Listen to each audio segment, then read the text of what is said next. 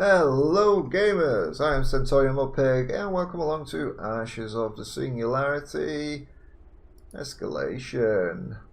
This is the replay of a multiplayer game that I had the other day, and got the video of that from my perspective. What struck me as interesting is just how Grandor played. Because by the end of it, he had a huge economy and invested in quite a lot of structures and potentially units that I never even got to see. So, excuse the paper, I want to make notes. So I want to see how he's done it, basically. I want to know how Grandor has done it, because I did my economy guide, which shows you the basics of it, but I'm interested in how to be efficient in it, sort of be advanced in your economy, to get your economy going as quick as possible and to overthrow your enemies without getting overthrown at a point where you're actually building up your economy and you're falling behind in production. So we've got a basic start with Grandor. Forward base, he's put that down on his radioactives, so he's unlocking his techs quicker, got to be able to get quantum relays up faster. So he's sending out his martyrs to go capture nodes, pretty basic stuff where you send one group off to a node in the early game before there are enough creeps spawning on there, which would then cause a problem because they'll just get too strong and your single unit martyr is just going to get wiped out. We'll call it a unit, yeah. So as you can see, these two martyrs are now struggling 4 minutes into the game. So he hasn't been building any cruisers at this point, and he's straight on to getting his amplifier down.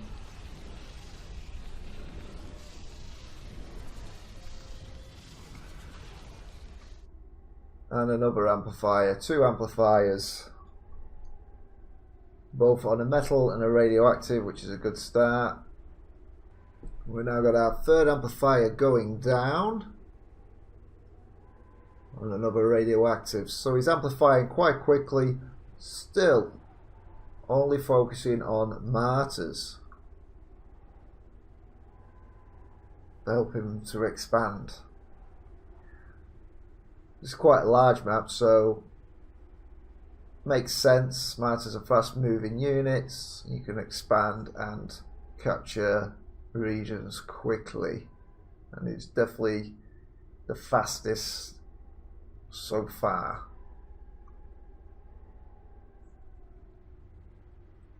He's also going down for his air units, building Avery.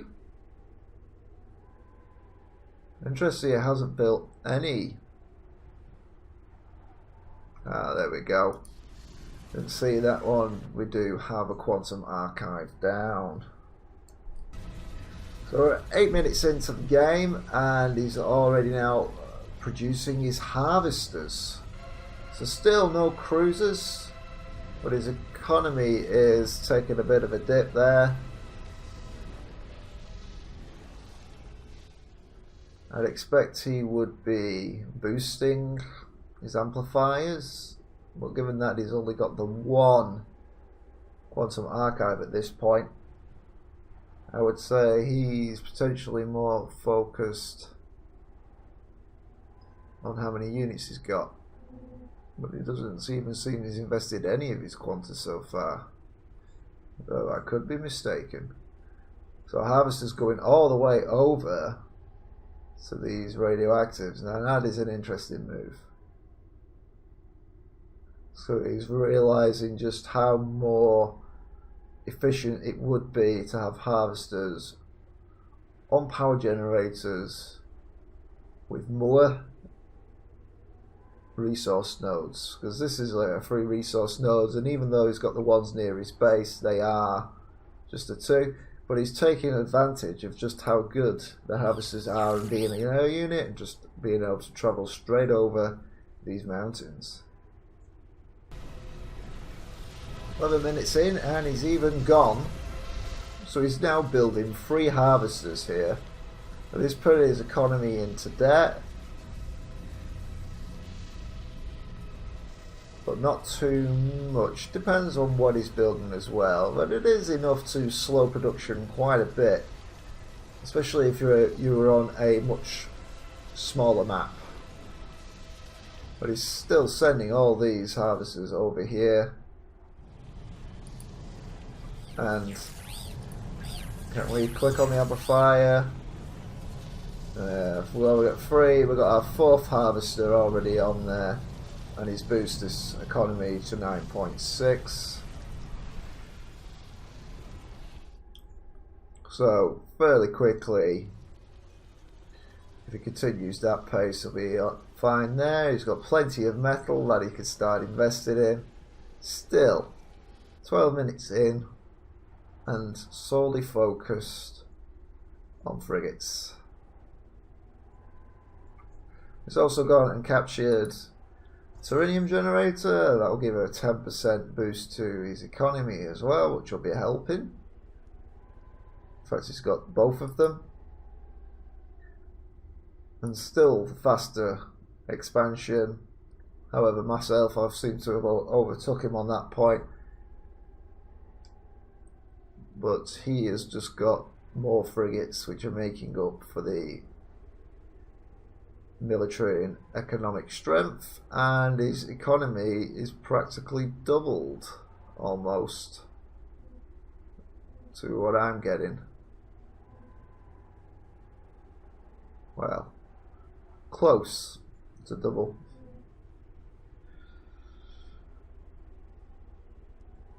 He's got the best economy out there at the moment. Well, actually, yeah, look at that. We must be looking at someone else there. MBH, second person. I got 17 at this point, and he's already got 34.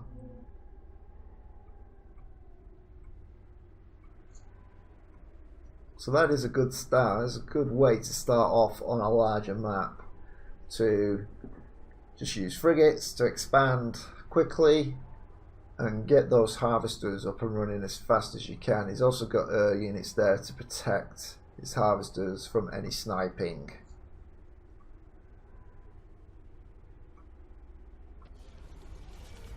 And just looking back at his base, just more harvesters being queued up there in these aviaries.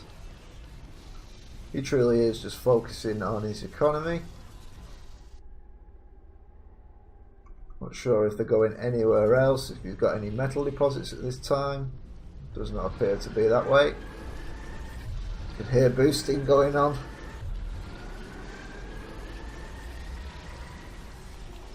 So yeah, harvesters all going all the way over to radioactives, which he still does need, because he's just queuing up more.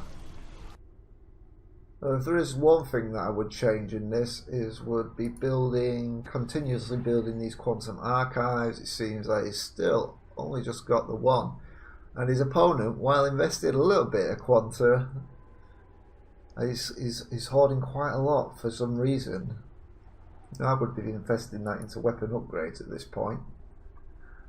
And even though Christoph is like on the lowest end of it, if I was Grandor, I would have been able to invest several upgrades into weapons, and even though I've only got frigates, it could be an overwhelming force.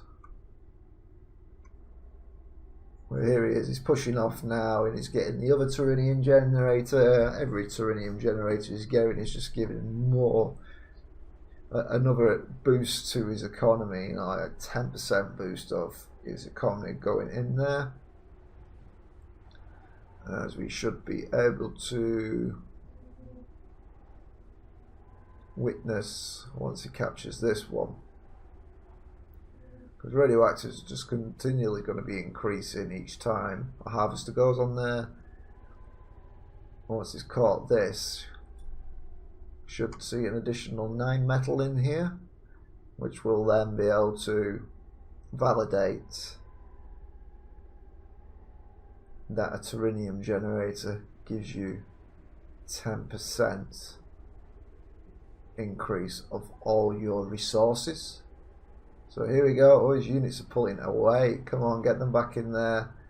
I don't want Maka to capture these just to mess us with our little experiments here. Now hopefully this is Grandor now who's capturing this generator. Yeah. And it's 98, so yeah, there may be decimal points in here, maybe decimal rounding, that may be why it didn't do that. Let's see, yeah, 97.5, so there is rounding, we should have looked at that, but I would say 10% is definitely got from capturing that Terranium generator.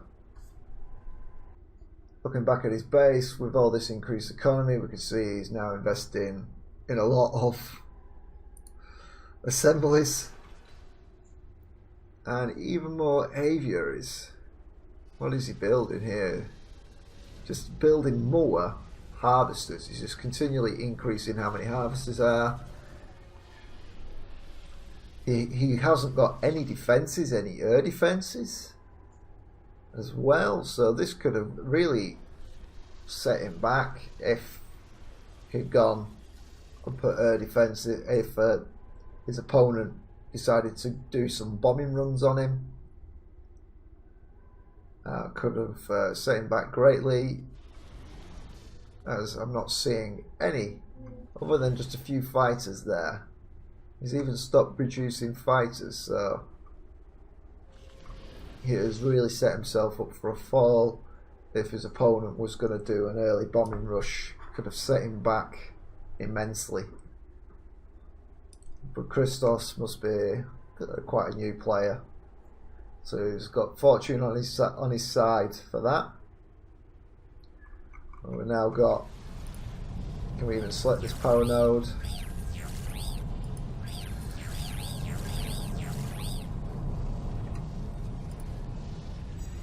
$55 harvesters. We are 20 minutes in and he's got 55 harvesters down on that power generator, and they're just flocking in there as well. Look at that, just flying in. That's just unbelievable.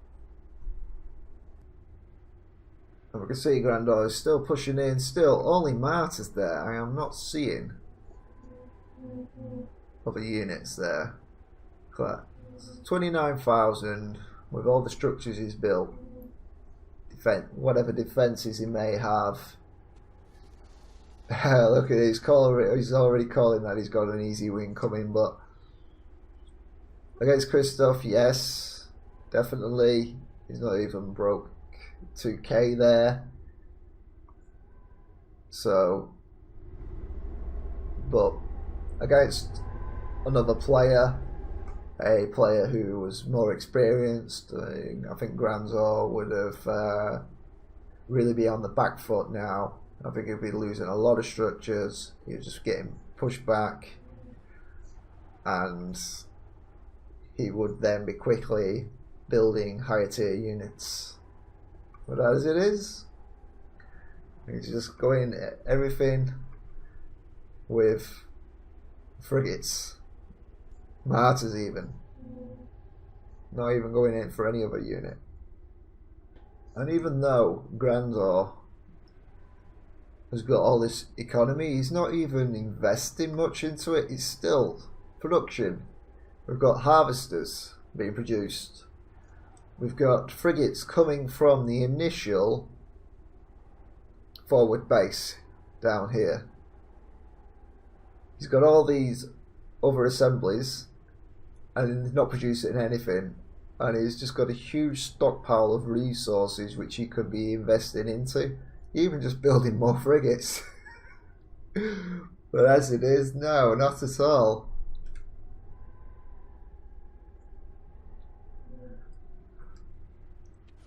Oh, it seems Christoph has gone for Tech 2. Now that would be interesting. If he gets that built, he would wipe Grandor off the map. But as we know, that doesn't happen, so we can only presume he fails to get this juggernaut launched. That's hilarious.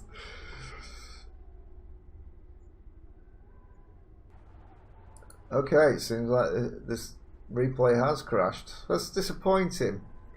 Alright, we got 27 minutes 58. It seems that he was starting to move harvesters over to another location.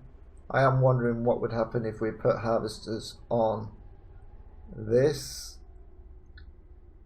How much resources is it actually could we get from that? Would it be greater than what it was currently doing with an amplified radioactives? Not sure.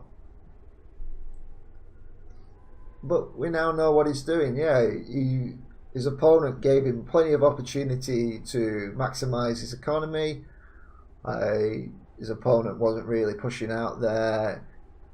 In another match against a superior, well, a more knowledgeable opponent who knows how to play the game, I'm not sure he would be able to pull that off in the same way. He's got a lot of buildings, but perhaps they were there for backup to build lots of units and get them out quickly if he encountered a force. I don't know if that would be enough. I think he would lose those structures quite quickly.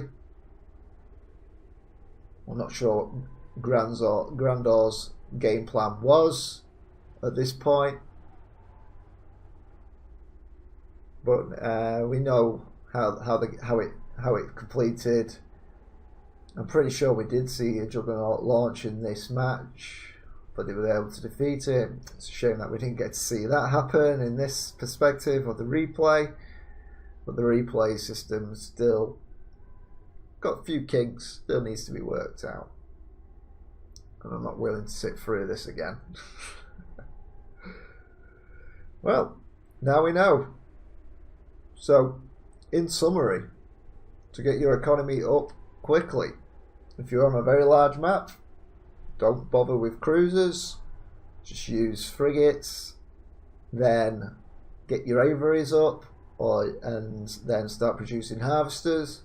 If you're PHC, you can do exactly the same thing. The only difference is you're gonna then use your refineries and just build a ton of refineries. But as we can see on here at this point, he was sitting on a huge amount of resources that he could have been investing in a larger army at this point as well. So if he was up against a more knowledgeable opponent, more of a skilled opponent, then Grandor could have had a fighting force ready to keep him at bay, but it wasn't needed. But it was a good match to see what can actually be done with the harvesters and probably the refineries as well, in that you can just get a massive economy going. And we're only 30 minutes in through a large game, but you may be able to apply this tactic yourselves, but maybe perhaps on a smaller scale, depending on the map you're playing. I know I'll be trying it out. I'll be trying this style out. I'm not going as much as what Grandor's done here, but it's worth trying out to try and improve and advance your economy and also your military strength at the same time. Well, thanks for watching this video. I hope it was of use to you. Hit the thumbs up button for more likes for the video, and hit the subscribe button for more subscribers.